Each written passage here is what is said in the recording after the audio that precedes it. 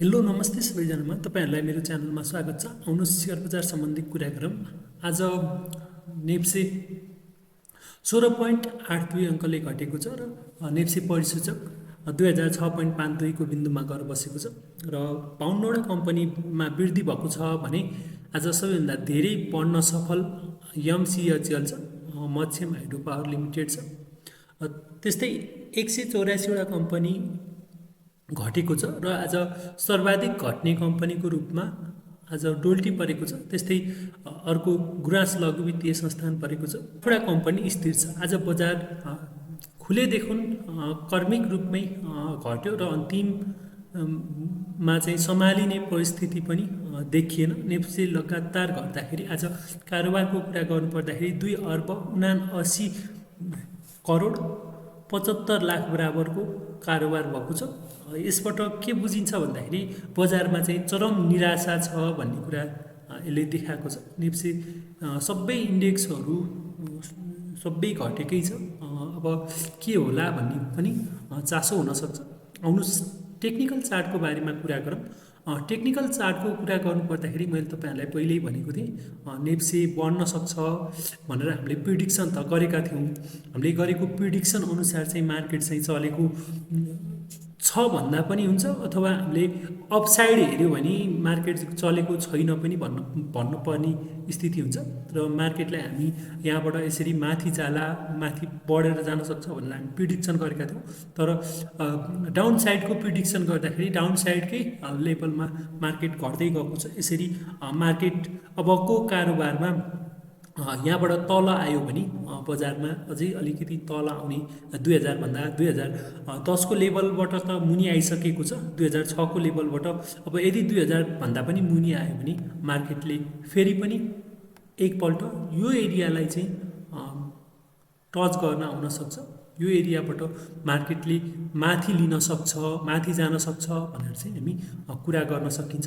मार्केटमा धैर्यता चाहिँ राख्नु होला। मार्केट ठिकै छ, हामीले नसोचेको होइन, हामीले पहिल्यैदेखि परिकल्पना गरिसकेका थियौँ कि मार्केट यसरी यहाँसम्म तलसम्म आउन सक्छ, यसरी डाउन साइड जान सक्छ भनेर हामीले सोचेका थियौँ र अपसाइड गयो भने माथि जान सक्छ भनेका थियौँ।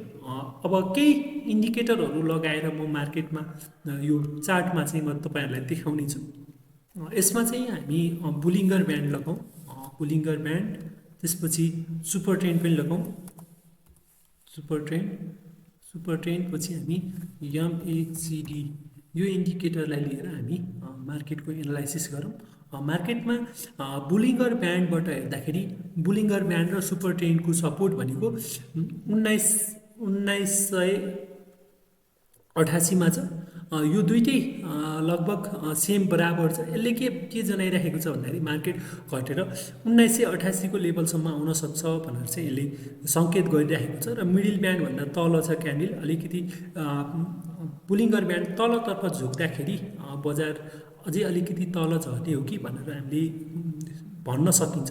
एमएसिडीमा हेऱ्यो भने म्याग्डी लाइन पनि तल गएको छ। यसले क्लियर कट सेल सिग्नल चाहिँ दिएको छ, बजार चाहिँ घट्न सक्छ भनेर चाहिँ हामी भन्न सकिन्छ। तर बुलिङ्गर ब्यान्डको लोअर ब्यान्डसम्म नआउँदाजेलसम्म हामी आत्तिनु पर्दैन, अथवा सुपर ट्रेन्डको सपोर्टसम्म पनि आउन सक्छ, अथवा यहीँबाट पनि फर्कन सक्छ, बजार अलिकति तल पुगेर फर्कन सक्छ भन्ने कुरामा चाहिँ हामी विश्वस्त छौँ। त्यस्तै हामी यसमा इचिमोको क्लाउड पनि लगाएर हेर्नेछौँ। इचिमोको क्लाउड पनि लगाएर हेरौँ। इचिमोको क्लाउड लगाएर हेर्दाखेरि बजार कस्तो देखिन्छ त? इचिमोको क्लाउड हेर्दाखेरि क्लाउडभन्दा तल आइदिएको छ, बजार तल आएको छ र फ्युचर क्लाउड चाहिँ बन्नै छ। अहिले बजार चाहिँ डाउन साइडमा छ भनेर चाहिँ हामी बुझ्न सकिन्छ र हामी आत्तिहाल्नुपर्ने स्थिति चाहिँ मार्केटमा छैन जस्तो चाहिँ मलाई लाग्छ। हामी फिबोनाचीबाट पनि हेऱ्यौँ भने पनि यसका पोइन्टहरू मैले अघि भनेकै अनुरूप पर्न जान सक्छ, थोरै तलमाथि हुन पनि सक्छ। र केही कम्पनीहरूलाई हामी हेरौँ कस्तो अवस्थामा छन् भन्ने कुरा हामी कुरा गर्न चाहिँ सकिन्छ। म्याग्डी इन्डिकेटरहरू लगाएर हेरौँ। सुरुमा हामी शिवम सिमेन्ट जाउँ।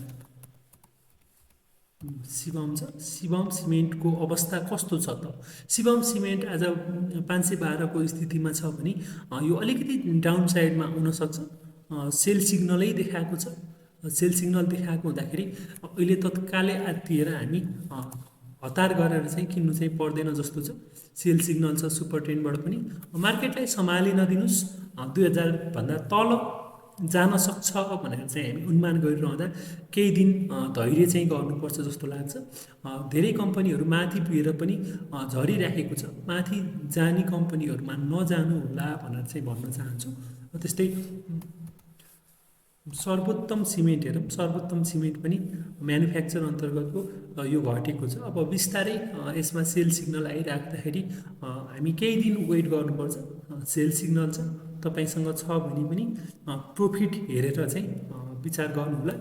त्यस्तै जिसिआइएललाई हामी हेर्नेछौँ, घोराईलाई हेर्नेछौँ। घोराई पनि डाउन साइडमै छ। अहिले तत्कालै आत्तिएर किन्नुपर्ने स्थिति चाहिँ छैन। त्यस्तै सोनाको कुरा गर्नुपर्दाखेरि सोना पनि डाउन साइडमै छ। यसलाई यो लेभलसम्म 410 को लेभलसम्म कुर्दाखेरि राम्रो हुन्छ जस्तो लाग्छ। र हाइड्रो पावरको कुरा गर्नुपर्दाखेरि समग्रमा हाइड्रो पावर हेर्दाखेरि हाइड्रो पावर स्टक हेर्दाखेरि हाइड्रो पावरमा चाहिँ अलिकति पोजिटिभै छ। किन भन्दाखेरि यसमा सबै स्टकलाई चाहिँ एकैचोटि कम्पेयर गर्न मिल्दैन। कुनै स्टकहरू बुलिस फेजमै छन्। तपाईसँग भएका स्टकहरूलाई चाहिँ हेर्नुहोला। यो हाइड्रोमा चाहिँ अहिले तत्कालै सेल आउने चान्स चाहिँ छैन। यसमा हामी म्याग्डीबाट हेऱ्यौँ भने पनि यसमा बाई सिग्नल छ र सुपर ट्रेन्डले पनि बाई सिग्नल देखाएको छ। र तपाईँहरूले इन्डिभिजुअल स्टकलाई चाहिँ हेर्नुहोला। यसलाई हेरौँ हामी। मोदी इनर्जी लिमिटेड छ। मोदी इनर्जी लिमिटेडमा यसमा बाई सिग्नल छ। मैले तपाईँलाई भनेको छु कम्तीमा पनि यो 260-70 को लेभलमा जान सक्छ। यसलाई होल्ड गर्नु होला। यसमा सबै ठाउँबाट चाहिँ बाई सिग्नलै आएको छ, नातिनु होला हैन। त्यस्तै युएमआरएच, हामी युएमआरएचलाई हेर्न सकिन्छ। युएमआरएचमा पनि अहिले तत्कालै आत्तिनु पर्ने छैन। कम्तीमा पनि 340 भन्दा मुनि लाग्यो भने बल्ल हामी बेच्ने तिर सोच्नुपर्छ। डाउन साइड बिस्तारै भए पनि यो एकुमुलेसनको फेज पनि हुनसक्छ। किन्नलाई चाहिँ तपाईसँग पैसा छ भने तम तयार भएर बस्दा पनि खासै फरक चाहिँ पर्दैन जस्तो लाग्छ। अब केही सस्ता कम्पनीहरू पनि म तपाईँहरूलाई देखाउन चाहेँ। सस्तो कम्पनीमा अपर छ। अपर 168 मा छ। यहाँबाट हेर्दाखेरि बुलिङ्गर ब्यान्ड सानो भएको छ, साँगुरिँदै गएको छ भने यहाँ बाई सिग्नल आएको छ। यो सस्तो भएको कारणले गर्दाखेरि धेरै लगानीकर्ताले किन्न खोजेको हो कि चाहेको हो कि भनेर चाहिँ हामी यसमा चाहिँ बुझ्न सकिन्छ। र त्यस्तै अर्को एकदमै सस्तो कम्पनीको रूपमा एलइसी छ। एलइसीलाई पनि तपाईँहरूले हेर्नुहोला। यो घट्दो क्रममा सस्ता स्टकहरूलाई चाहिँ बटेलेर राख्नु होला भनेर चाहिँ म तपाईँहरूलाई भन्न चाहेँ। र अन्तिममा हामी मार्केटको एनालाइसिस गर्नुपर्दाखेरि फियर एन्ड ग्रिड इन्डेक्समा हेऱ्यो भने यसमा चाहिँ लगातार मार्केट यसरी घटिरहँदाखेरि यसले के जनाउँछ भन्दाखेरि मार्केट धेरै घटिसक्यो। समग्र रूपमा चाहिँ अलिकति मार्केटमा फियर छ, लगानीकर्ताहरू सेलिङ गर्दैछन् भन्ने कुरामा चाहिँ हामी यसबाट चाहिँ थाहा पाउँछौँ। र नेप्से इन्डेक्सलाई हेऱ्यो भने यो किन्ने बेला हो भनेर चाहिँ हामी बुझ्न सकिन्छ। पहिला पनि 38 को लेभलबाट मार्केट फर्केको थियो भनेर हामी देख्न पनि सक्छौँ।